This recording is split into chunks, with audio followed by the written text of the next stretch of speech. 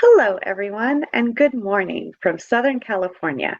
My name is Heba Farag, the Assistant Director of Research here at the USC Center for Religion and Civic Culture. And it is my pleasure to welcome you to an inspiring conversation with our own Reverend Dr. Najuma Smith-Pollard, Assistant Director for Community and Public Engagement here at the Center, and Ida Puliwa, founder of the Othakarhaka Charity Foundation, who joins us in Los Angeles from Malawi. Ida Puliwa is an award-winning social entrepreneur and community organizer whose charismatic leadership has transformed poor, struggling villages into self-reliant, sustainable communities. Her ideals and values permeate Othakarhaka, the organization she founded in 2012, which is based on volunteerism, self-sustainability, equality, and of course, kindness, which is what the name of the organization stands for. Passing on the kindness, an emblem of the unique model which has inspired 4,000 volunteers or more. Ms. Puliwa is also one of 100 spiritually engaged humanitarians profiled in our Spiritual Exemplars project, which aims to better understand the pro-social role of faith in inspiring people towards humanitarian action. Since 2017, thanks to a grant from the John Templeton Foundation, we have collected interviews and published stories about faith-inspired leaders working across the globe at the forefront of some of our most intractable problems, from climate change to poverty eradication, from hunger to prison reform, at the front lines of conflict serving as doctors, aid workers, or pulling refugees from the seas of the Mediterranean. Over the years, we've had a chance to learn about what defines spiritual exemplarism, and Ms. Puliwa's extraordinary vision and commitment to inspiring others towards compassionate action is one vision of engaged spirituality we are excited to share with you all. Given our location here in Los Angeles, Reverend Najuma Pollard Smith has invited two local spiritually engaged leaders, Pastor John Marie Q of the Church Without Walls, and one of our local spiritual exemplars, Reverend Dr. Nikia Robert of Abolitionist Sanctuary, to join the conversation with Ms. Puliwa and to reflect on what lessons we might be able to translate from our entrepreneurial organizing model in Malawi to local contexts here. And now, before I pass the conversation on to our MC for the hour, Reverend Dr. Juju, we have a brief visual introduction to Ms. Puliwa and her work, shot and produced by the person we have to thank for the event today, Dr. Donald Miller, Firestone Professor of Religion here at USC and co-founder and director of strategic initiatives here at the Center. Thank you again for joining us today. You cannot say you love God if you fail to love your neighbor. How can you watch your neighbor suffer, yet you're a Christian and you claim that you know God and you love God? In my village, there were some people who came from USA. One of them, Dr. Makita Hill from Virginia Tech, was impressed with me. And she was like, okay, I'm going to sponsor you to finish up your diploma. So I sent her an email to say, I'm very grateful and I promise to pay you back once I graduate. So Makita responded to say, no, you don't need to pay me back. But after you graduate, you can find someone to support with something. So that was when the idea came in to say, I can start something like a group to support the elderly people. I formed that group and I named it Othakarhaka. It means passing on the kindness in English. I wanted to bring the same spirit to the rest of the community members to say you don't need for someone to come and support your sick grandmother, your sick grandfather, or to support your child to go to school. You can start by doing it within the villages, by supporting one another. So we were able to raise the money, we were able to buy the food to donate to the elderly people, we were able to repair their poor houses, we could buy them blankets. by the end of the day, the number of the volunteers were increasing. From 65, we reached 120, we reached 500 something, we reached 1,000 something. And as you are interviewing me today, we have about 3,960 volunteers.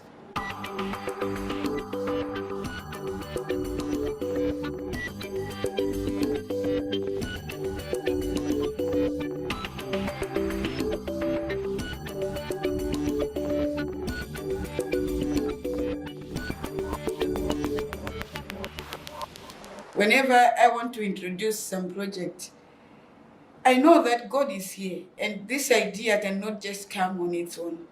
It's God doing this, and I know this will be successful because He's always there to watch us. He never sleeps, He never slumbers. No. Sometimes we feel like the way I'm experiencing this problem, I think God has moved away. But no, He's there. Sometimes He allows us maybe to face something just to keep us strong, or maybe to push us forward.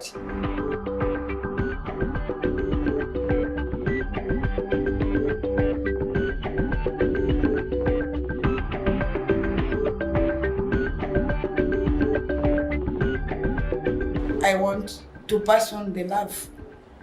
I want to support somebody. I'm poor, yes, but I can do something to support someone and to change a life of somebody else.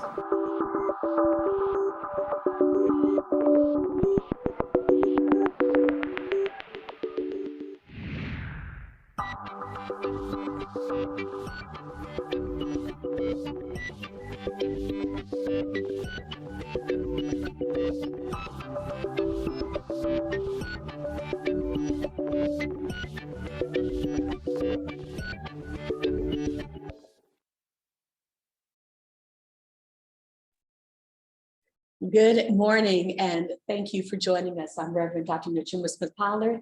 I am the Assistant Director of Community and Public Engagement here at the Center for Religion and Civic Culture at USC, and I'm super excited to be here with all of you that are joining us live in a conversation with Ida Puliwa from Malawi, talking about one woman's kindness and how she has supported her village and really transformed her village and the work that she's doing.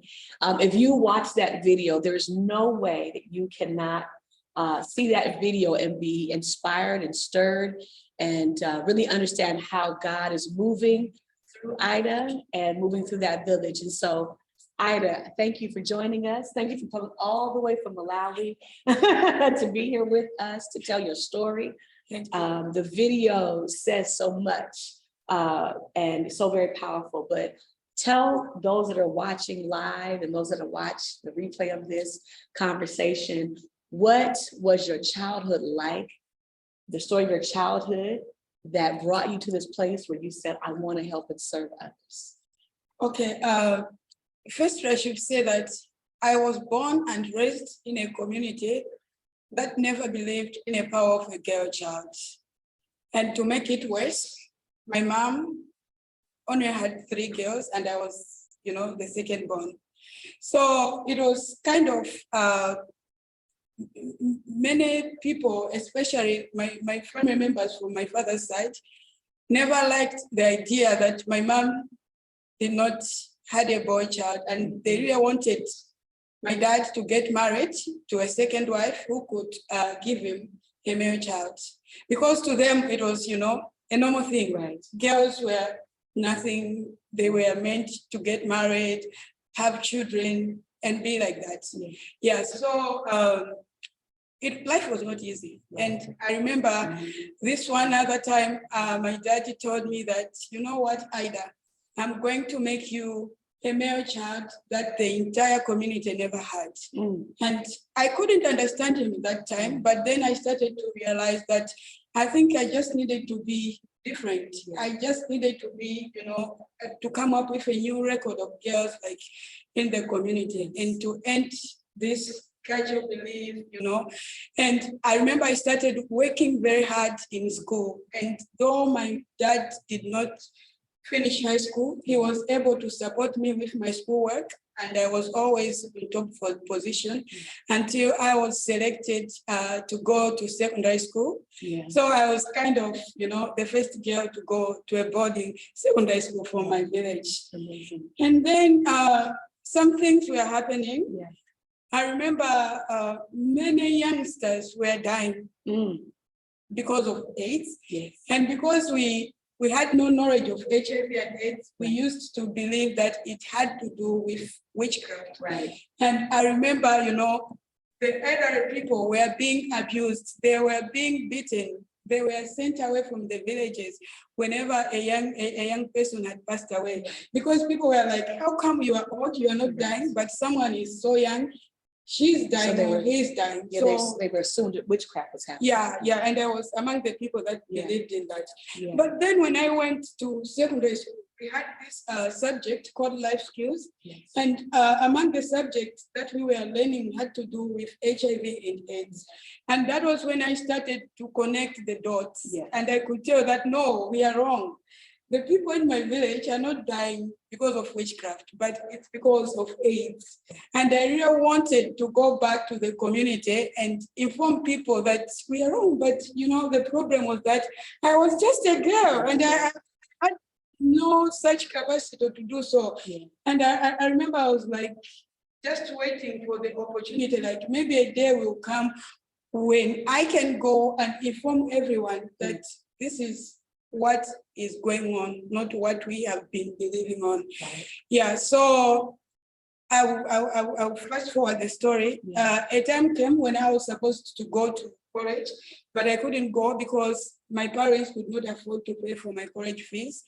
And one day there was this woman from USA, Virginia Tech. Her name was Dr. Makita here. She came on a women empowerment program in my village, and lucky for me, she was supposed to come with a translator, and the translator got sick and he never made it. Yeah. So I was the only person from the village who could translate for her. And after doing that job, she was like, wow, I'm so impressed. Yeah. And she asked me what I wanted for her to do for me. And I was like, all I want is to go to college and study. Yeah. And that was when I found myself in college. I like it. And then I wrote to her to thank her and tell her that, you know, I will pay you back every cent after I graduate, because I've never expected someone to support me like the way you have done. And Makita was like, no, Ida, you don't need to pay me back. Yeah. I think after you graduate, you can find somebody whom you can support. And then I was like, no, I don't need to graduate and support somebody.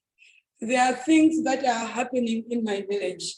I think now it's time to go back and fight for women and fight for the elderly people. Because the good thing that time was that being in college, I was kind of exposed, you know, I was able to know about our constitution. I was able to know that everyone had a right to go to school and everyone had a right, you know, to make decisions, especially the women. Yeah. So that was really, you know, made me to go back and start this organization, which we call Othakarhaka Foundation, meaning passing on the kindness in English. I love it. Yes. You know, hearing your story, so many things come up for me. You talk about your dad, son, boy children. Yes. And oftentimes as a preacher, as a pastor, when we preach the text, we lift up the culture of biblical times that was very heavy around men having sons.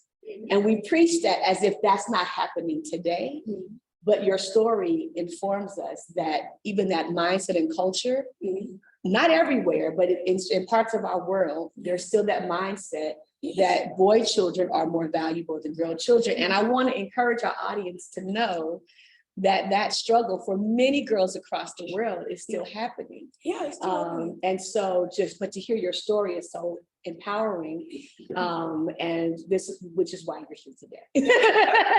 Which is why you're here today. But also the theme around passing on kindness and how, and I know even in the video, you talked about I'm poor, but I can still do something. Yes. And oftentimes we are held back and we resist stepping into helping and to healing our communities because we feel like we don't have enough. But what your story tells us is that it starts with compassion, Yes. and the desire to go back. And I really appreciate how you said you could have just went to college and went on and been successful, but you want to go back to your village. Yes. What was the reception like when you went back to your village as a college graduate with this desire to start this program? What was the initial kind of reception from your community, your family, even when you did that? Oh, it was so disappointing because I remember when I went to meet the chief of my village. By the way, when you want to start something in Malawi, you have to consult the chief, and you have to get a go-ahead from him because he's like the administrator of the village. Okay. Yeah, so I remember going to my chief in my village, and I shared him this idea of starting this initiative. And he was like, no way, I cannot allow you to do this in my village. And I was like, why? And he was like, you are just a girl. Wow. So not in my village. Yeah.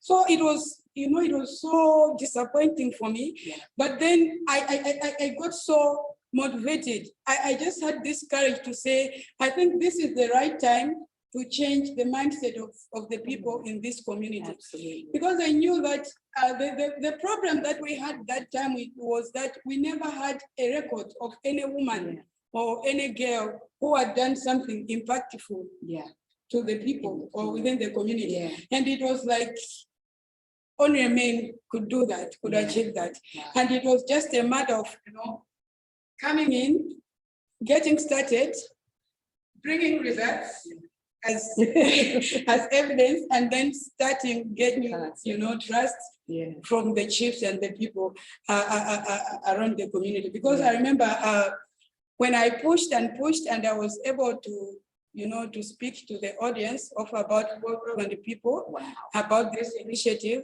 Wow. I was hoping that I could found a team maybe of over 1,000 people. Yeah. But then after I finished my speech, almost everyone left. Wow. Same reason, I was just a girl and they were not ready to work with a girl. Yeah. And I can tell you that I only remained with 65 people, of whom majority were my relatives. Yeah. So I pretended to be okay, honestly. But I told them that, if we can commit ourselves in doing this, we will be able, to show them that we can do it if we are given a chance. Yeah. So we had to come up with strategies like to keep going. Yeah. And that was when we came up with this strategy of contributing 7 cents every month so that we are able to buy food, we are able to buy, items to donate to the elderly people and the orphans. Yeah. Because like I said, I really wanted to fight for women and the elderly person. But then we also needed to support them with materials. Yeah, something like that. I don't want it to be missed that the volunteers were asked to give 7 cents. And I think, what I don't want our audience to miss is that 7 cents sounds like nothing to us in America, but 7 cents is like 7,000. To an individual, in comparison. It's a huge deal. And for those that are watching us live, when you ask someone in a very poor village to give a penny or to give 7 cents, it is a big deal. I know you mentioned earlier that some people in a month have to work up to their full 7 cents, that they don't always have it up front. And so I just don't want that to be missed on my audience. But what I really want to lean into, is your disappointment, because I think all of us that do the work of nonprofit, and we're going to talk to some other nonprofit leaders here in LA, is you think everybody wants to buy into this great work. And then when you call your team, it's like 2 of you. You're like, oh, okay, so 2 of us gonna start changing the world. But here's what here's what's important, and I want our audience to catch, is that you started with 65. Yes. And they were your family members, so they loved you. Yeah, they loved me. But now you're up to 4,000. So No, tell us. we have passed that. Yeah, you're past the 4,000. Yeah, actually, now we have over 6,600 volunteers. I just want y'all to catch the number. They started with 65. They're now at 6,000. Yeah. Talk to us about how you went from 65 to 6,000 and why 6,000 people volunteer with 7 cents a month to help you make this work. Okay, so we started working as a team, contributing the money, supporting the elderly people, and I could tell you that everyone was so committed in doing this. Yes. And I remember that when we started to come up with new projects, many people were like, wow, so it is real. Yes. It is possible, because it was like people used to believe that only people from other countries or maybe from Europe, from America can come and support them. Yeah. But then it was like us as a community, everyone as a member of the community contributing and supporting somebody. And it was like seeing that the little something that I'm able to contribute has transformed or has changed the life of somebody. Yeah. So many people wanted to be part of the change. Because I remember when we started sustainable agriculture project, where we could empower vulnerable farmers, especially widows, to plant twice a year. Farmers and widows. Yes. We were able, to empower them. They had enough food and they had enough surplus to sell. And people were like, wow, things are happening. I need to join the movement. And now it was like, it reached a point that the same chiefs that said no to me came to say, can I join you? Can I be part of this? So it was like, if this chief who was against this movement has joined, what more? So people were like, we want to join, we want to join. That's why we are able to move from small number to a large number. And I can assure you that if we can say we want to have 10,000 volunteers tomorrow, we can have them, because we don't just accept everyone to be a volunteer. There are others that requested and they're still on the waiting list, because we want to make sure that we are able to maintain this system of contributing on a monthly basis. We want to maintain this system of working twice a week, because our volunteers work twice a week, on Tuesday and on Saturday. So we don't want just anybody, right? You want people that are made up their mind, committed, that we are able to monitor, that we are able to train, and we are able to get convinced that they are doing what we want them to do. I love it. I love it. You shared about the transformation of the chiefs, which I think is hugely important, because that's the challenge in the work that we often do in community, is like getting those to believe in and you have to give a proof of concept, right? And you got to do it over and over again till those who are in power believe, and then they want to come in and support and get behind it. And one of the things that we run into in America, sometimes people come and support after the fact and they want to take credit as their idea. But I'm glad you don't have that problem. But just really excited to hear about the transformation and how people saw the transformation. And part of this SEP grant, that the work that you were part of, the interview with SEP project that we're doing here at CRCC, a big role of that is, a big part of the role is religion and your faith. Yes. Talk to us, and in your interview, in the video that we saw, and even just talking to you, we get a sense that, oh, this is a woman of God. But talk to us about how you see your faith integrated in the work that you do. And maybe even what are the things God has said to you along the process? Okay. Yeah. So, one thing I discovered is that many people claim to be Christians. They go to church, they carry Bibles, but they fail to follow what the Bible says. Oh, you have that problem in Malawi too. Okay, Yeah. it's not just my church. Okay. It's not just the churches here. Okay. If you can read your Bible, you can find everything about love. You Wow. need, if you say you love God, if you claim to love God, first you need to love your neighbor as you love yourself, right? Because you cannot say I love God and you end up abusing the other person. You cannot say I love God and you end up forcing a young girl to get married. You cannot say you love God and doing all sorts of bad things in the community, like abusing women. What's that? You need to follow what you read from the Bible. You need to follow what the word says, and then you can come to say I am a true Christian. So I'm not here to judge people, but all I want to say, or what I tell the people in my community, is that let's show love and kindness to one another. Because when you support somebody, for example, I received help from Dr. Magida. I've managed, to pass it on to the community, because we started from one village, but now we are in 34 villages, right? At the moment, we are supporting 361 girls in secondary schools.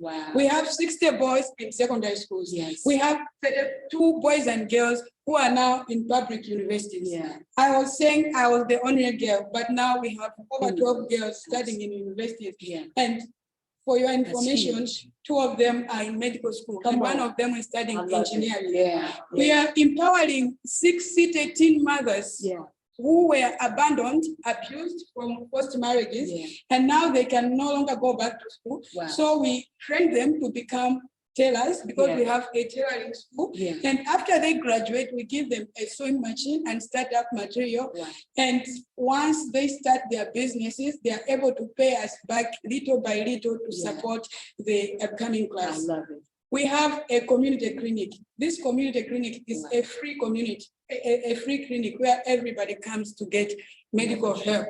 And a big thing that is happening there is palliative care program. And palliative care program, I think here you call it, it's like hospice. The palliative care is still the same. It's for elderly. So in Malawi we are doing mix. We have like many people who have AIDS.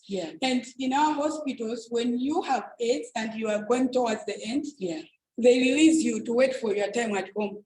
And when when they are home, like there is no support, they can't get access to medication. So we are there to support them, to give them the medication, to make sure that they are well taken care of, to make sure that they are well fed, and to make sure that we are able to preach to them, just preparing them towards the end. Of course, I've seen some of them, getting better, recovering, and others die, but at least we are proud that we were able to support them towards their end. So we also have a cervical cancer screening clinic where women from around community come to do the screening. Majority of women in Malawi have cervical cancer, and the problem is that they don't have access for screening. So we are just trying to make sure that when we screen them, we are able to detect the virus early. Early before before it's spread. Because with cervical cancer, early screening is the key to turning things around recovery. But for all these programs to work, there are volunteers everywhere, who are showing the love, passing on the kindness. I love it. And it's like now we are spreading throughout the village. And in few years' time or in more years to come, we'll be spread out over, and we'll be able to transform the love, to spread the love. And we will say, like, at least we were able to follow what the word says. Absolutely. We were able to pass the love. What God do. I want to go back to something, and what you're saying, the numbers that you are sharing with us are amazing. And I hope our audience doesn't miss the numbers that you're sharing, because it's not an easy work to do. And I keep hearing you say, and you said it earlier, that the doubt came because you were just a girl. But what is coming up for me is what happens when we sow into the people that we say they're just a girl, or just this, or just that, and what God can do through an individual like yourself and others who society might say they're just this or just that. but with the power of God, you can actually transform whole entire communities. And what I really appreciate, Ida, and I want you to share just a little bit more about this, is that you said earlier that a lot of people believe that help had to come from someplace else, Yes. right? But your program, OTK, encourages the people to save themselves, if you will, by volunteering, by giving their 7 cents a month. Talk to us about how important that is. And it's not to say that help from another or help from others is not important, but the mass impact it has when we learn, as we learn of all nations and communities, that our real help starts from within, starts when we begin to help ourselves. Actually, that really empowers people, because it's like everyone feels that he or she is important to the community. Because it's like he or she has managed or has contributed to make a change, to make a great change. So everyone is encouraged. And, it's like everyone feels to be part of, that great change. And everyone, especially women, feels to be part of decision makers. And that's the most important thing. I love it. Everyone's important. And especially when we live in a world that still doesn't see the full value of girls and women. But we are oftentimes our own salvation in the beginning. And then others will jump on board. I think one thing that I did not mention is that, like, for example, our students, the students that we are sponsoring on our bursary program, we train them to pass on the kindness while we sponsor them in school. For example, we have some students who are working in our tree nurseries, because we have tree nurseries in each and every village that we are operating. Actually, our tree nursery, one of our tree nurseries have 50,000 tree saplings, but we start with sowing them up to the time that we take them for planting.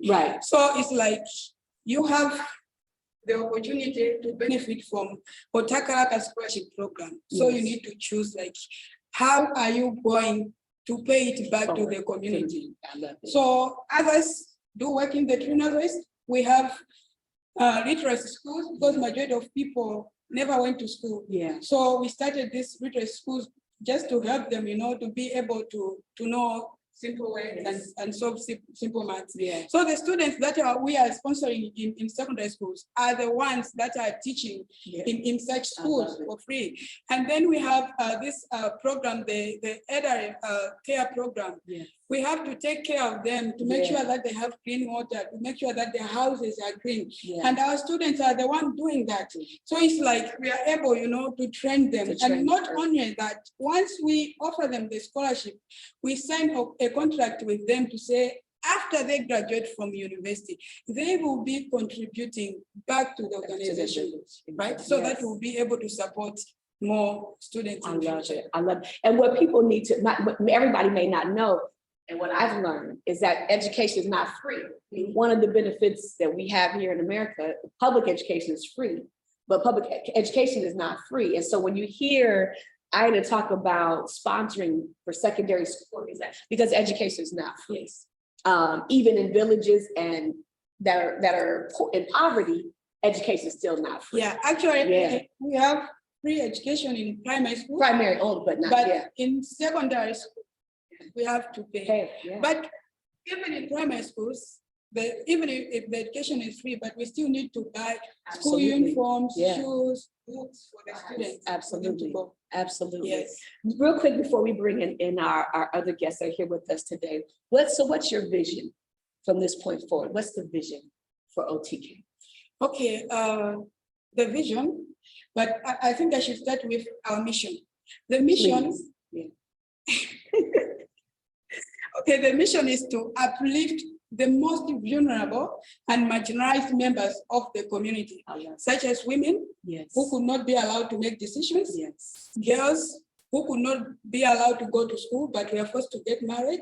We have the elderly people who are being abused, accused of being witches. when they were not. Yes. We have people with disabilities who could not be allowed to go to school or associate with others because of their, and they were like, I remember some of them could be locked inside the house.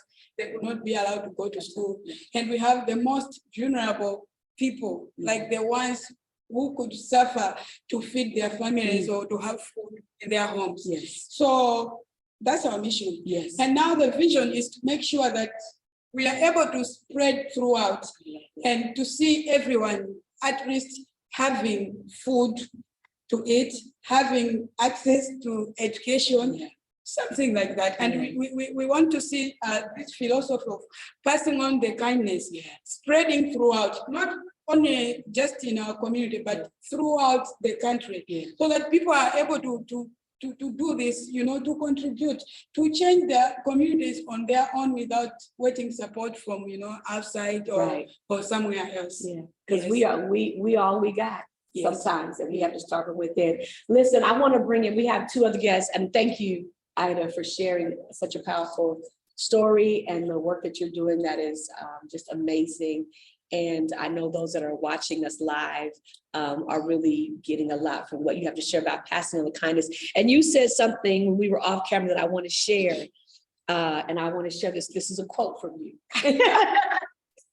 You said this: if you trust a girl or a woman, you can always start something new and different. We quoted Ida Puliwa. That's true. And that's very true. You can always trust. If you trust a girl or a woman. Yeah, come on. She makes sure that she stick to that until it is done. Listen, you ain't got to convince me. I know this to be true. Listen, bringing our two other guests, Pastor Q Jean-Marie from the Road Church in LA.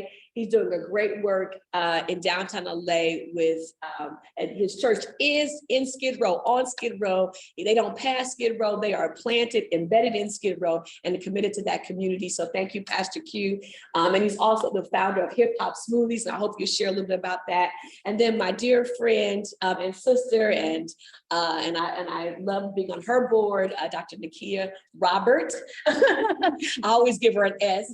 Head of the thank you, the Abolitionist Sanctuary. I'll mess that up.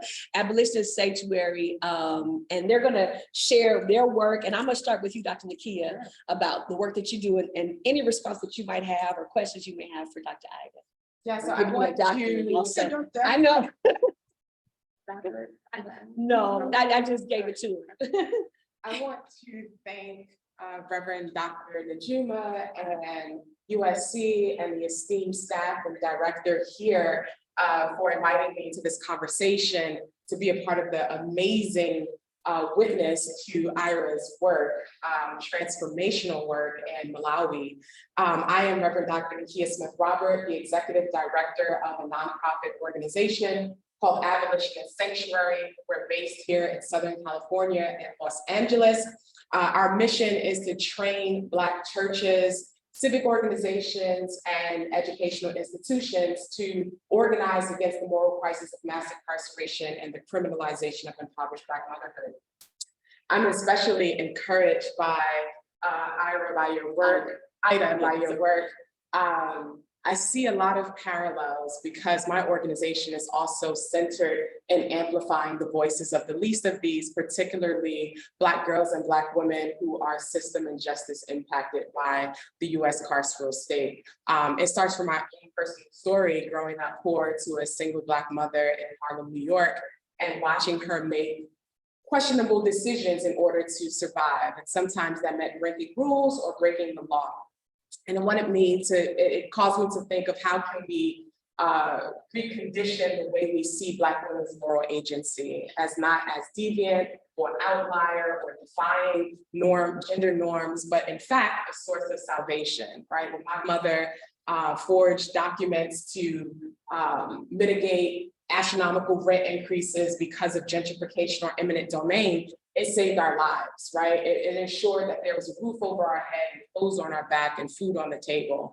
And it calls me to think of womanist theologian Dolores Williams, who looks at the biblical story of Hagar.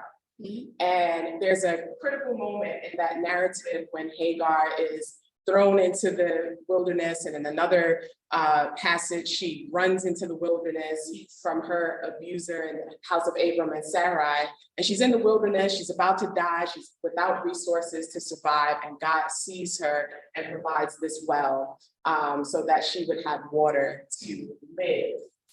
But then Dolores Williams makes this connection that God, who we see as a liberator, in fact, sends Hagar back to her oppressor and says that God isn't always a liberator, but sometimes Black women have to act as our own self-autonomous legislators, that we are our own liberator, right? We are the source of our salvation. And we can see that with what you're sharing with us about the work that you're doing in Malawi, that when the chief said no, when the naysayers rejected and could not see your vision, that you persisted to make a way out of no way. And that was the source of your salvation. So for my work, I'm very interested in what we can learn from you as a model. Particularly what strikes me is this idea of being self-sustaining, that isn't an individualistic principle, but in fact communal, right? It's not about how can I self-actualize, but how can I self-actualize in service to the community? When we think about the context here in the US, that there's this narrative of who's worthy and who's not worthy. Right? And that determines who gets government intervention, who gets resources, who gets access, who gets opportunity. But if there's a way to shift that narrative of worth and desert to say, we find value within ourselves, right? And that we collectively can create these communities of care so that there can be communal thriving. And so I'm very excited about how we could perhaps partner and support the work that you're doing and future collaborations. Yeah, thank you. Thank you. Yeah, that's great. That's awesome. Pastor Q? Yes, man. I saw you the whole time just rocking. I learned so much already. I'm sitting next to royalty. I'm going to tell you what happened. Okay, we say that we are. I pastor the church without walls, Skid Row. You might say the homeless capital of America. We say houseless because people are not homeless; they're houseless. Yes. They're in their communities, and the people that are around them are. That makes them feel like at home. That's why they build their own little encampments, and they don't go anywhere. Right? Yeah. But hearing you speak, what I thought about was abolition theology. Yeah. Remind me of the modern day Harriet Tubman. Yeah. And the reason is because you are a woman, they said no. Yes. But God said yes. Yes. Yeah.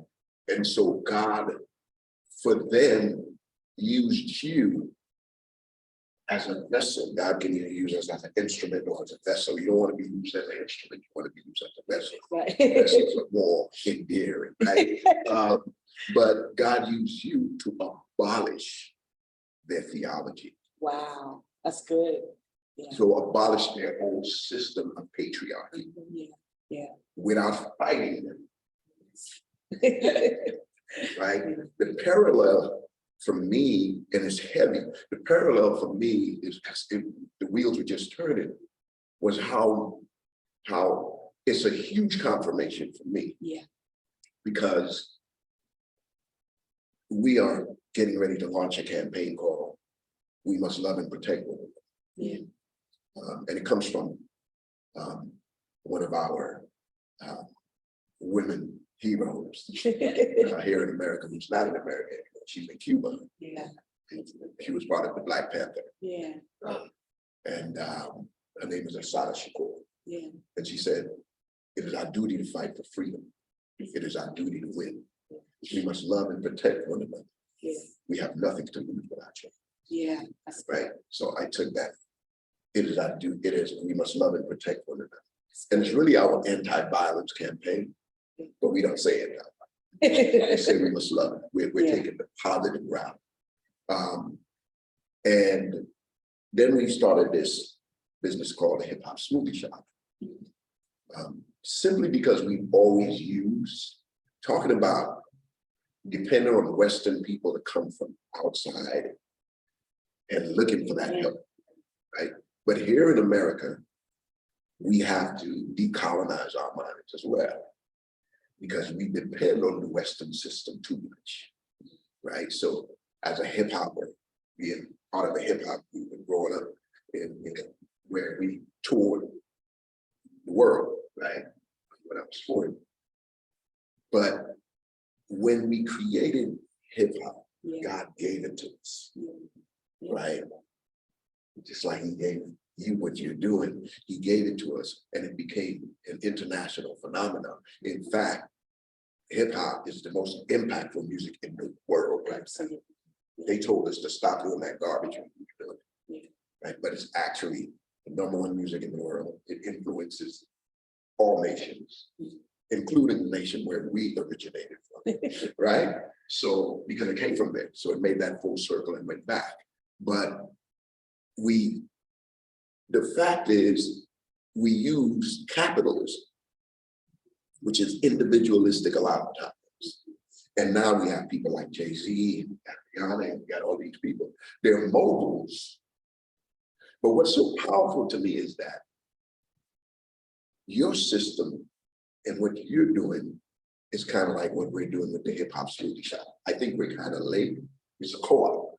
So actually, the workers own it. Right? So the workers own the business. You don't have a big CEO at the top, right? It's a democratic process. They make decisions democratically, right?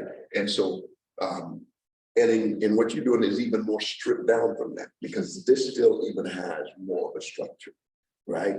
But yours is even more pure, right? And so I think for me, that was what I just kept replaying in my mind and in my head. And the last piece I'd like to share is the chief. Yeah. And chief. People here, they have chiefs too. They call themselves chief of police. The whole abolitionist thing is heavy for me, because it lets me know, right, that we put so many billions and millions of dollars into policing to solve crime. When we could be pouring those resources into our communities and empowering our communities. Like, for me, what you're doing, you came all the way from Africa to bring the confirmation. Not only to share what you're doing, but also to bring the confirmation that that we can work outside of a system and we can trust a woman. Yeah. Thanks for sharing your story, and really inspired. Thank you, Pastor Q. Thank you, Dr. Nikia, for both sharing. And what I'm really getting out of this conversation, for those that are tuned in live, is this affirmation and confirmation of self. What's the self-determination? Yes. That's what I'm trying to say. Self-determination, right? The importance of you operate out of self-determination. Then you went back to your village and you're teaching others about this core concept of self-determination, that when we determine for ourselves, not only to serve, but to live, that people can't be stopped, right? Yes. And the power of self-determination, especially when it's taught to others through Abolitionist Sanctuary, through The Road, through Hip Hop Smoothie, through OTK. What does it mean to transfer that understanding of self-determination to others, so that other people seek their own abundance in life, being determined not to depend on others, not to depend on systems, but that within myself, partner with others, we can thrive, we can build, we can grow, we can do great things. And the most important thought of the day is to trust women. Trust women. So thank you all. Thank you for being here. And Ida, thank you. Any final thoughts from you? Is your guest honor? Any final thoughts from you? Yeah, I just want to appreciate you. And also, I just want to appreciate Mira and the rest of the team. Thank you. Thank you for this opportunity. Yeah. You know, I could not just come here and be part of this without all of you. Yeah. So thank you so much for this. Thank you. And we look forward to not just today's conversation, but working with you. Please make sure that you look up Ida's work. It's on our website at USC CRCC website, and you can look up her work, but you'll also be able to find information about Pastor Q. Jean-Marie, Dr. Nikia Robert, Smith-Robert, always mess that up, and connect with all of us.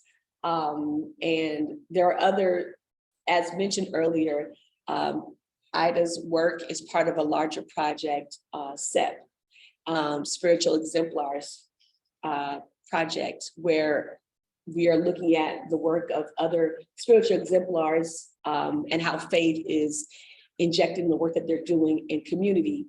And so you can find out more about other spiritual exemplars like Ida, who are doing great work across this nation. And be very clear, you don't have to be famous to be an exemplar. You just have to care.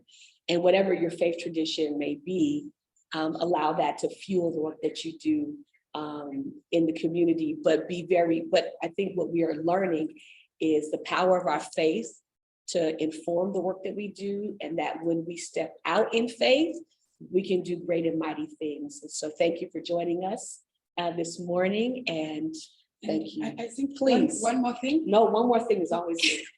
Yeah, so there's a documentary about the work that the volunteers and I are doing. It's called Who is Ida? Who is Ida? Okay. Yes, and it was produced by Ken Ogre. I think if people are interested to learn more about our work, they can search that and they'll be able to see. Okay, so please make sure to check out the documentary, Who is Ida? Pastor Q, how can they find you? Creating Justice LA on Instagram, or just Google Pastor Q, all kind of stuff. Yeah, Pastor Q, Creating Justice LA. On the road in LA. On the road LA. The church road. Wonderful, thank you. And Dr. Nikia, how can we connect with you? You can join our mailing list on our website at www.abolitionistsanctuary.org, and you can also follow us on social media at Abolitionist Sanctuary or at Dr. Nikia S. Robert. That's Instagram, Twitter, and Facebook. Wonderful. Thank you for joining us. I'm Reverend Dr. Najuma Smith-Pollard with the Center for Religion and Civic Culture, and thank you, everyone. Thank you. Thank you. You're awesome.